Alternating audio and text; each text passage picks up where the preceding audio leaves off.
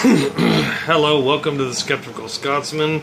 Sorry I'm not wearing a hat, but it's kind of warm in here, and we just took the air conditioners out like a week or two ago, and we're having unseasonably hot weather. Like, the weather here is 15 to 20 degrees above normal. So instead of it being a pleasant 60 with the windows open, it's more like 80 degrees, even though sunset has long since passed.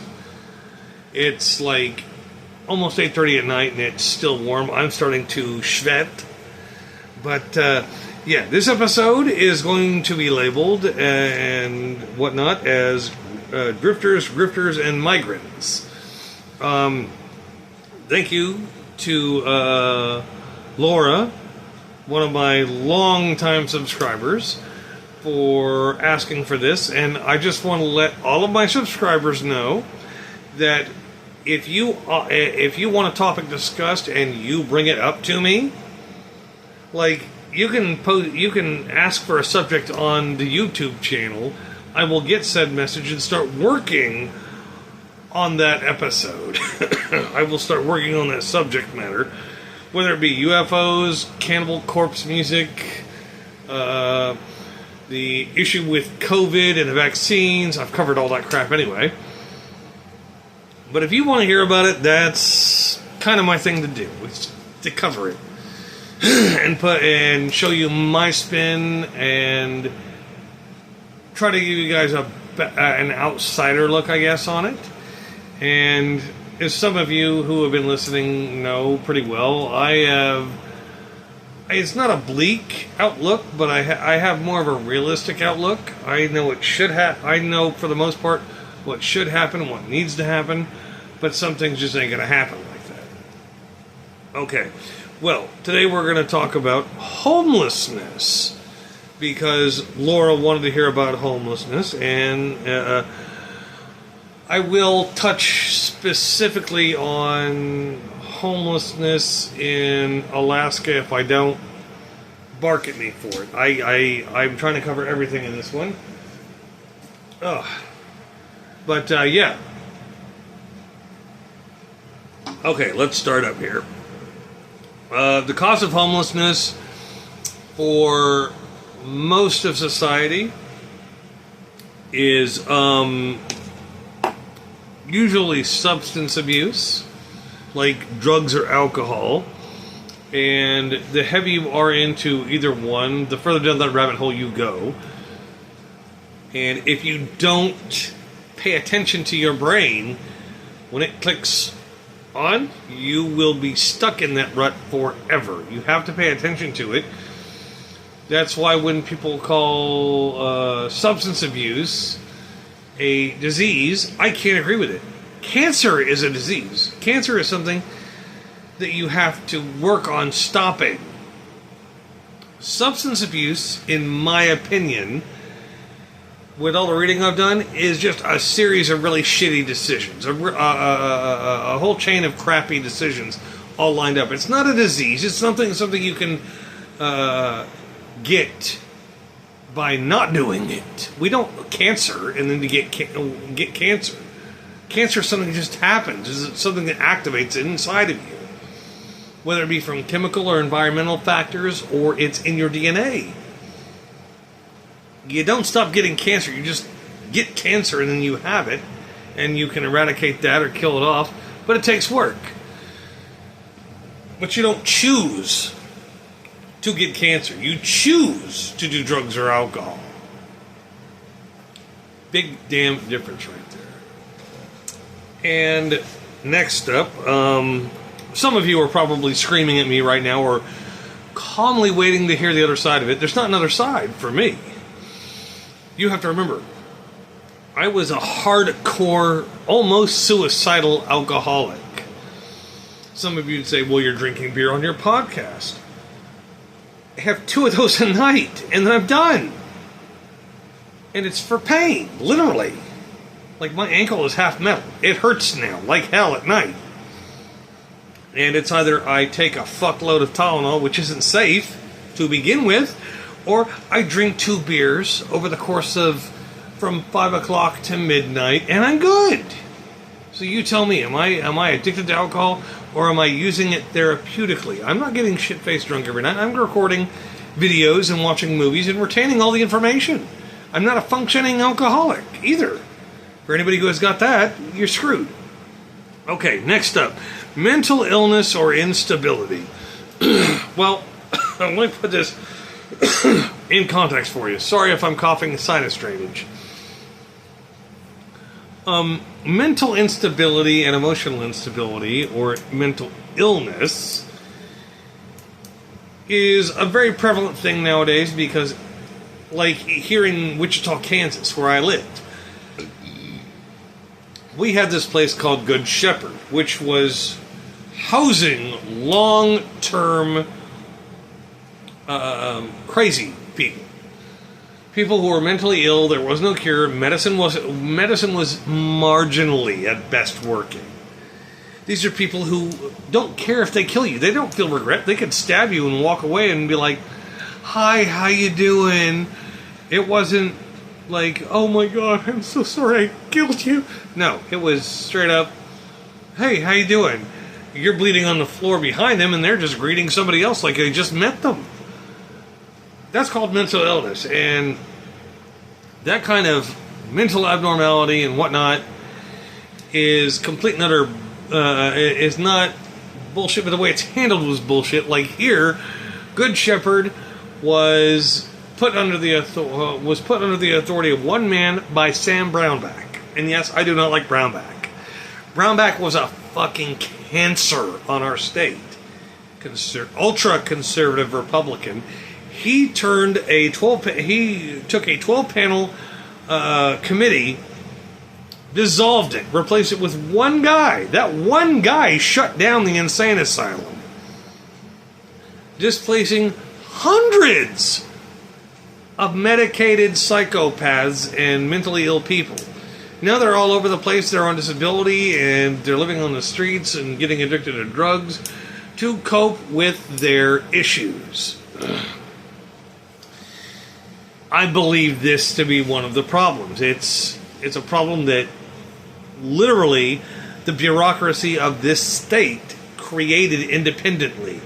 Now we're all sitting there wondering where all these homeless people came. I know where they came from. The ones who were mentally unstable, they were kicked out of Good Shepherd and taken off medications. So instead of being gently rocked into society as, "Oh, take your meds, get the fuck out." Are you trying to release Charles Manson on us, Brownback? Yes, he is. He doesn't give a shit. For those of you who are Brownback supporters, which nobody I've ever met claimed to support Brownback, ever. But yeah, that's one of the reasons for homelessness, is because our mental health facilities were shut down. Not lessen the workload.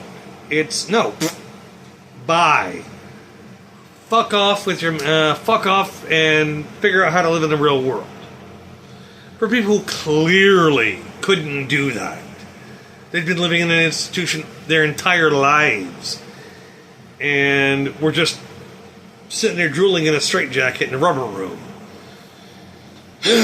Some people can function in society, but clearly others can't. I've seen so many damn psychopaths who were released because they shut Good Shepherd down, and when they said, "I lost my home," I was like, "Well, where'd you live?" "Well, I lived at the crazy house." "Did you ever leave there?" "No." If you've never been outside the crazy house, why the hell would they release you into society? Because Brownback didn't wanted to make sure everybody had the same chance for integrating into society. Instead of doing it the proper way and do it in stages to work on that, it's no, fuck off, get the hell out of the house, and you're cut off your meds. Who does that? Not a sane-thinking person from my eyes. Okay, then we have the third classification of homelessness, which is people who are trying to hide or disappear. Whether to escape their personal past or to evade law enforcement from catching them, yes, there are plenty of those. I've run into 12 people who live under bridges in various parts of Wichita And when you get to, if you can hold on to their, if you can memorize their name long enough and how to spell it, because they don't think you're going to look them up. I've looked up 12 of them. They are convicted child molesters. And one of them happens to be a convicted murderer who's wanted in another state. Yes, I did my civic duty and reported the location. Apparently that person had migrated to another bridge or another location. So they weren't found, but they were reported. And this person is wanted in another state for murder. So, yeah, I don't know what to tell you on that one, but people who have really bad pasts here, they convert to homelessness because then they can live off grid. There's no way to track them, not really. And they're the ones who typically just act batshit crazy, but when nobody's around, they act completely normal. They enjoy it because they don't have to be traced, they don't leave a footprint, and so on and so forth like that. I mean, it's... A lot of people are... quite a few people are homeless because they choose to be, and not because they were forced to be. It's you either disappear, and the easiest way to disappear here without giving anything up is either to move or be homeless. And me, I don't like being homeless. So for me, when I wanted to disappear, I just stopped hanging out with everybody I was hanging out with, go to different areas, different hangouts. On occasion, I'll go back to the old spots I used to hang out at and visit with a few people who still remember me, and usually that doesn't go too well for the other people I meet because they because of my reputation from back then. Okay. Resources for the homeless are, well, it depends on how you look at it. I look at it as a taxing long-term effort, especially for people who don't want to not be homeless. They want to stay homeless and live under bridges or whatever because they feel more comfortable that way, which to me amounts to mental illness or trying to hide. But the resources the homeless have, right at current, that I know of, mind you, I haven't been homeless in years, is homeless shelters where they can go for a night and have a cot. Possibly a meal, I'm not sure, I don't know. Haven't been homeless in a while. There are soup kitchens, like the Lord's Diner, a place you can go for a meal once a day, or you visit several of them in a day and you get full off of the food that they're serving. I think if you do it right and you can hitch a ride with somebody and you do everything correctly, you can eat 4 times a day when you're homeless, and I'm talking full meals. Then there are clothes closets for clothing, shoes, sometimes a little bit of food, but not a whole lot. Soup kitchens fall under that whole pantry thing because they give out food at certain places. Like there's a gay church here in town that handles, they do a commodities thing every week or so, and they have a clothes closet as well. Most churches have that built into them if they're going to be in a declining homeless population, or an inclining homeless population rather. Then there are bus passes. I know several programs who offer bus passes to homeless people so that they can get to and from appointments and possibly find employment. The problem is I know plenty of people who were offered jobs. They were offered better jobs than mine. And the moment they were asked for ID or their social security number or anything regarding their actual ID, I couldn't work for them. I don't have an ID. Why don't you get one? Don't want one. That to me tells me, 1, they're either fucking idiotically crazy, or 2, they're hiding. I don't like the people who hide. If you can't reasonably work and get past your own issues from the past that aren't, like psychological or whatever, then why are you trying to go to any soup kitchens? Live off the streets. Want to do that? Do it. Full on. Don't be half-assed. Do the whole thing. Beg for money on the corner, which is now still legal to do here, but it's illegal to give the homeless panhandlers money. What the fuck?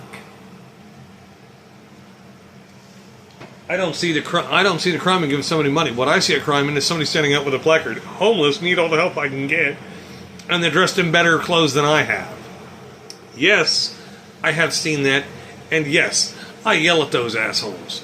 If you got shoes that cost more than my shoes do, and you're claiming to be homeless, get out. Rant done. Okay, now, solutions to homelessness. Mental health resources and medicines for those who are genuinely don't have every light on in the building, or the elevator didn't go all the way up, what have you. There are medicines that can help improve you. The bitch is any medical professional worth their fucking degree would tell you that it takes once you start taking the medicine, it takes 90 days for a chemically inducing, mind-altering drug, like Zoloft or whatever. You feel the effect in 30 days, but it takes 90 days for it to fully, come out of you, so you can see what you're like. Most people want a quick fix. Even the people suffering from this want a quick fix. They don't want to have this lagging, cloud over their head. They want what they're used to. The problem is what they're used to doesn't work. They should be put on medicines that positively affect them, and then they have to start hanging around people other than what they've been hanging out with. I know that seems contrary because they're all in one group, but it's like heavy meth users. Heavy meth users, when they go through everything and then they're clean and they go hang out with other heavy meth users again, they go back. They backslide into drug use. You have to pick other friends and start a whole new thing. The habit has to be there. Then there are issues that need addressed in Congress. Okay, if you decide whether this person is voluntarily homeless or involuntarily homeless, if they're crazy in the head and need medication, okay, we need to give that to them, and then be like, okay, you can get this medicine for free if you do da da da da. You give them a list of things to do. It's not a hard compromise. The people who don't like taking pills, well, you're crazy. You threatened to fucking kill you threatened to kill somebody with a butter knife in front of their kids. Screw you. Take the pills.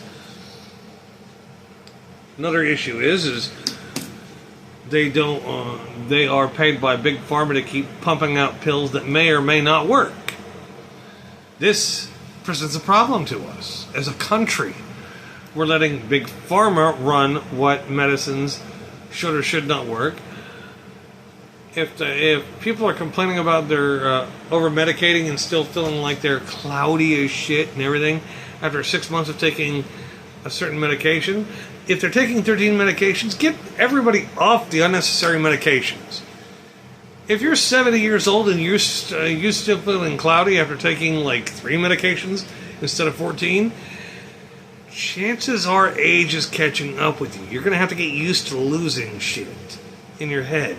That's what happens when you get to old age. Yes, I can speak on this. My dad died from senile deterioration of the brain. Dementia literally destroyed his brain. So yes, I can speak on this. And there are certain habits that I have, because of the research I did on my dad's condition, certain things I stopped doing, like we have a thaw-out pot that's made of aluminum. I don't cook with aluminum, period, anymore. Won't cook with it. It's either steel or it's copper or something else. I will not use aluminum anymore to cook.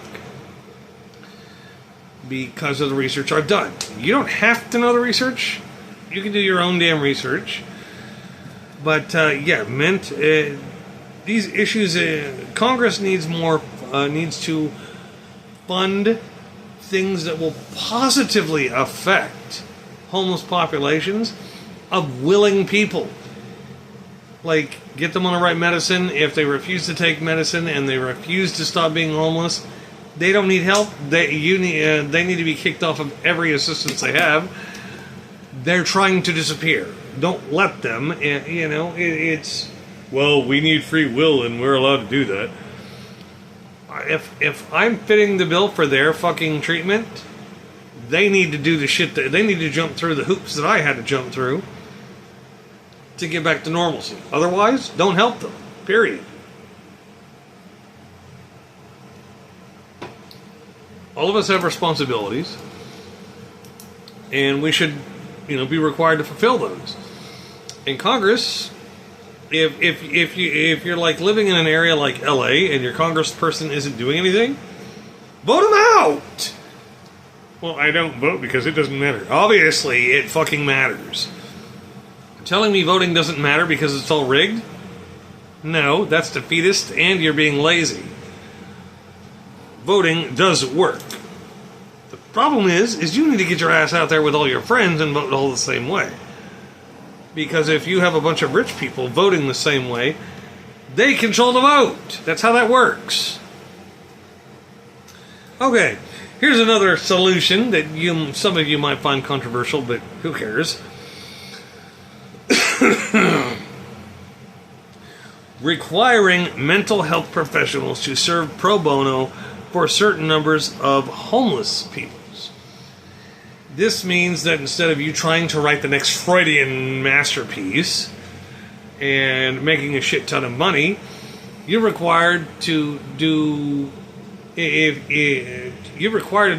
therapy for free with some homeless people. And the reason I say doing it for free for a positive outcome, if you start talking and interviewing homeless people, you can tell pretty quickly if you try to blend in and make it so they can understand it. You can tell who's purposefully homeless and who honestly can't help but be homeless. The people who willfully fucking choose to be homeless, then I say stop help. I say you either positively affect their life so they can get off of homelessness, or you report them. Some of you might think that's extreme. I don't give a shit. Like, people, well, I did this and I don't want to be punished for it. Okay, if you touched a little girl and then you ran because you knew you were going to be punished for it, go back. Face the music. Simple as that. But mental health professionals, most of them are like, well, I graduated school $60,000 in debt, and you charge me $90 an hour for 2 hours a week, and you have 37 fucking patients, and your rent's what, $2,500 a month? Is anybody else doing the math here? When you're charging $90 an hour to listen to people bitch, whine, and moan, and you can't improve their lives, you're not a mental health professional. You're not improving their lives. You're listening to them and then telling them, oh, and by the way, it's $90 again. If you can't give them positive advice on how to keep moving forward and keep track of that development, and when you decide they're not actually putting in any effort, okay, you're done. We're done. If you can't make any progress in, say, 6 months, you're gone. You're not trying to do anything. You're just coming to me and whining and moaning and complaining. Don't come to me with a complaint and then and then refuse any feedback from it. I think mental health professionals, if they're finally out of debt, okay, you need to perform this many hours of community service to homeless people to find out why they're homeless and to figure out who wants to stay homeless purposefully versus those who can't actually be a normal part of society. They're homeless because they don't literally have no idea how to be normal or even fit into society. The people who willingly stay in homelessness and will not do anything to improve their station in life at all, then I think the psychiatrist will, okay, here's your name, hand it over to the proper authorities. They have to have done something wrong, or they can fuck off, take away all their shit. Because the Lord's Diner used to be a place where people just went to eat. Now there are people who have shopping carts and trash bags hung over the fucking rail, the fence, the wrought iron fence, draped over their baskets or their grocery carts full of shit they don't need. Well, I need this because... No, you don't. You need clothes on your back. You might need a blanket. Everything else, you're just hoarding shit because you're so used to being homeless. But yeah, I really have a thing for mental health professionals who are like, well, I can't do that. I'll lose money. You get paid $90 an hour. You see like 20 people a day. Or, let's even narrow it down, there are from 8 or so to 5 or 7. That means you have almost 12 patients a day at $90 an hour. You take out an hour for lunch, that's still damn good money. And you do this every day. It's not like you're poor. And if you can't afford, if you pay $5,000 a month in rent, I think you're being kind of stupid. You want to build your business up with the patients you have, and then you don't want those patients forever.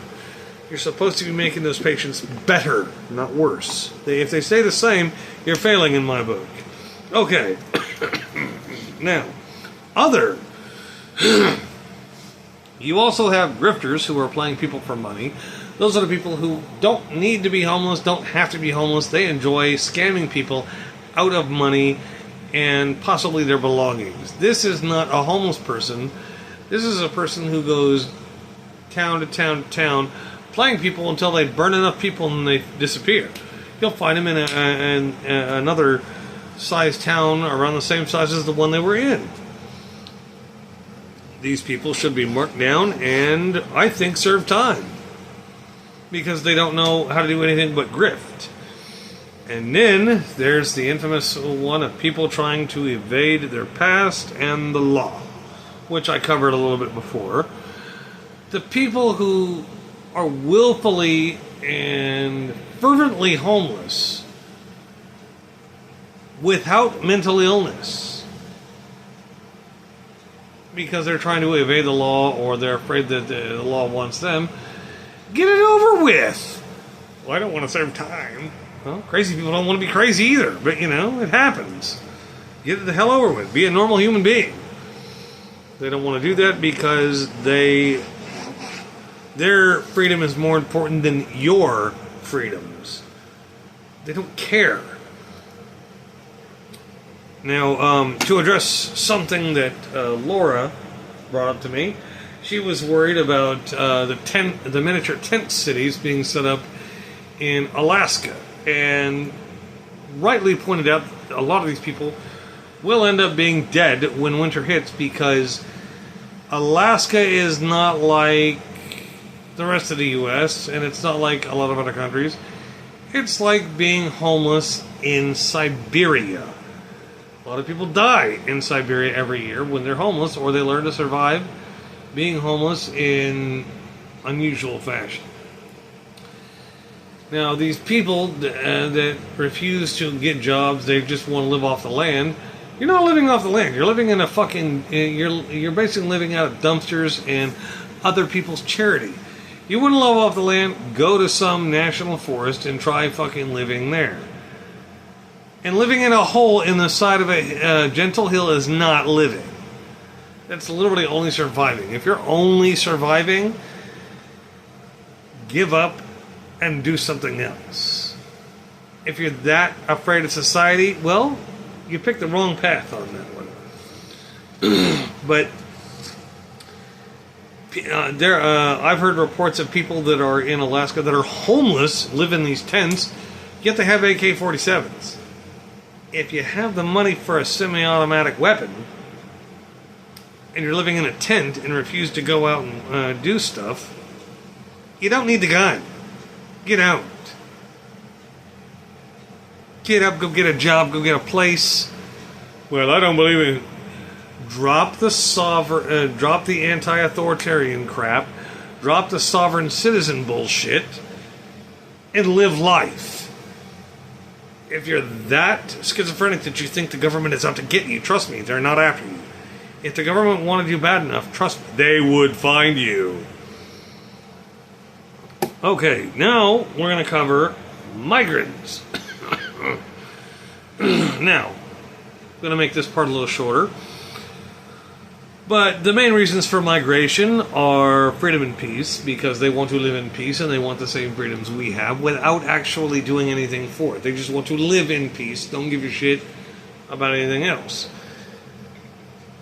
Others come here for better employment and better pay. If you worked on that in your own country, it might actually happen, but you have to grow your country and stay there. You can't overthrow a country by leaving it. At least, not like that.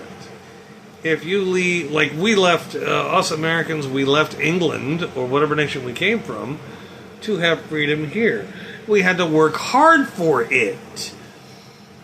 And there are, most of them are, well, I don't have to work as hard going here. That's because we did all the work. Go back to your homeland, fight for everything you want. Well, they're dictators and drug lords. Overthrow them. That's how that works. If you don't fight for your country, why the fuck should we care about it? And the other reason some parents come here, some people come here for, I've actually seen a lot of this hit, is they come here, the women specifically will come here pregnant, have children born here in the U.S., and then they have this solid foundation. It's like, no. And what's worse is, there's, I think, a lady she's been here for 4.5 years, has 5 children. Her husband sneaks into the country illegally, bangs her, gets her pregnant, and then fucking runs out of the country so he can't be deported. Go back with him. Well, it's a better life, a better chance at life here. You would have that in your own country if you actually fought for it. If you abandon your own country because things suck, well, you gotta work on your own country first. All the excuses in all the world aren't going to solve the problem. Like when we have a problem with Congress, we vote people out. We don't like a president, we vote them out. And the solutions to most of this migration issue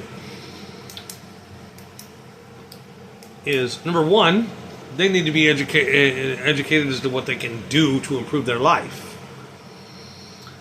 Most of them just assume that a lot of migrants, and I've been told this by migrants that live over by me, that we take our freedoms for granted. And I straight up look at them and I was like, no, I don't take my freedoms for granted. I know what my fucking freedoms are. Like, I can talk shit to the government, and the government's not going to fucking put a bullet through my brain. Where you came from, they will. The difference is I know I can get away with free speech. Where you came from, they'll kill you. So why didn't you all say, well, we wanted to live in peace? Peace isn't free. It never has been. Freedom costs blood, sweat, and tears. You will have dead people. That's a fucking certainty. You will have blood. And you will have tears because everybody crying over your death. You're afraid of drug lords and their vast network of people? Revolt. It works. We've proven it. And as far as our congressional action, if you're just coming here and fucking popping out kids, bye, go back. But we have a better life here. You have a better life because we're providing an entire life for you. All you have to do is work it, and you're done. But you're drawing off of welfare, child care. You're wanting all these government subsidies that we're supposed to be using for our own people, for our own countrymen. And no, I'm not racist. I'm looking at this as, okay, there are, at one point, I think in August, we had over 150,000 migrants coming over the border per week. And they were being shipped by the governor of Texas to fucking New York and all these, and Chicago and all these other places that are blue controlled. And then they created the floating ball thing, which was fucking, it's inhumane. How about you create a group, how about you actually make your border enforcement enforce the border? That's what we have National Guard for. You stand there, you're not coming through. Yes, we are. We have to get to America to get our dream. No, you go back to your country and work on your dream there. But we can. We're going to keep on walking, and you're not going to get through. If you need to, electrify the fucking fence. Put landmines up there. They'll learn after once or twice. If the Geneva can, if people are like, well, that's not humane. Neither is overburdening our system with a bunch of people who are too lazy to do anything in their own country. That may sound racist as shit, but I don't care right now. And no, it's not the drink talking, it's logic. You cannot keep just deluging a country that's rich in resources when we're trying to provide for our own country, but I want some of that. Go back home and grab it. Why do people from other countries, well, we don't want to do that, we just want to live in peace. Peace costs blood. Peace costs a lot. We get it because we've earned it. We put blood, sweat, and tears into it. I hope that fulfills your request, Laura. And in response to your video to me about the Sound of Freedom and trafficking and whatnot, I'm still working on a response for it because I downloaded the movie and watched it, and my brain fell. I wanted to throw a brick at my TV watching. But y'all have a great night. Thank you for the comments. Remember, to all of my subscribers, you throw out an idea, I'm going to cover it. Doesn't matter how stupid it is. I've covered UFOs. I probably should do another one just for Lenora, but Lenora actually wants another episode dedicated to another subject, which I will be covering very shortly, and it will be... I probably will piss off at least two of you talking about the subject that she wants me to talk about. But I'm going to cover it, because I promised her if she threw an idea out, I was going to cover it. All my subscribers, you tell me you want it covered, I will cover it.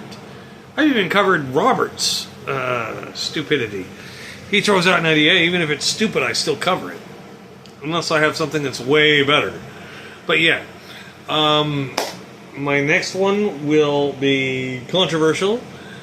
I'll probably get mad hate from somebody, I'm not sure who, but I'm sure to get hate because I say controversial things, but I don't care, because this is my channel, and I try to say what I feel and try not to get too wrapped up in the politics of it. But y'all have a good time. Peace out, good night, and thank you for watching The Sceptical Scotsman.